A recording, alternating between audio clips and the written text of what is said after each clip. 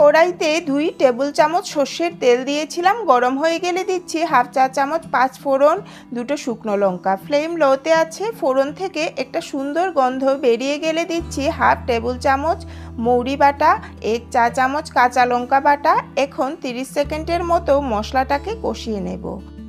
তো এখানে আমি ঝিঙে, চালকুমড়, পেঁপে, শসা, বেগুন সব কিছু ছোট ছোট টুকরো করে কেটে নিয়েছি। এখন দিয়ে দিলাম কড়াইতে। সবজিটা তোমরা নিজেদের পছন্দ মতো দিও, শুধু এই রেসিপিতে মিষ্টি কুমড়টা দিও না। 1 চা চামচ নুন, হাফ চা চামচ হলুদ গুঁড়ো, হাফ চা চামচ জিরে গুঁড়ো, হাফ চা চামচ থেকে একটু কম লাল লঙ্কা গুঁড়ো। এখন সব কিছু ভালো করে মিশিয়ে নিচ্ছি।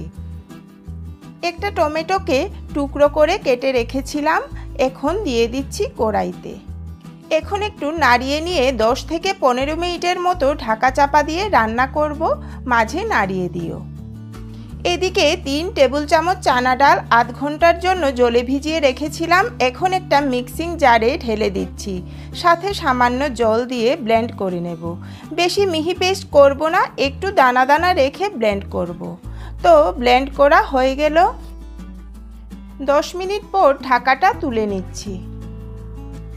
সবজিটাও সেদ্ধ হয়ে গেছে। ব্লেন্ড করে রাখা চানার ডালটা দিয়ে দিচ্ছি এর মধ্যে। এখন কয়েক সেকেন্ড লো ফ্লেমে চানা ডাল কষিয়ে নেব সবজির সাথে। তো ভালোভাবে কষিয়ে নিচ্ছি।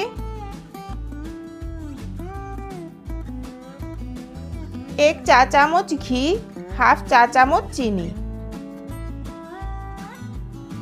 এরকম ছোট বাটি দিয়ে 1 বাটি জল দিয়ে দিলাম, ধরো 120 মিলিলিটার জল। আবারও একটু নাড়িয়ে নিয়ে লো থেকে একটু বেশি, মিডিয়াম থেকে একটু কম আঁচে 6 থেকে 7 মিনিটের জন্য ঢেকে রেখে দেব। এতে ডালটাও সেদ্ধ হয়ে যাবে।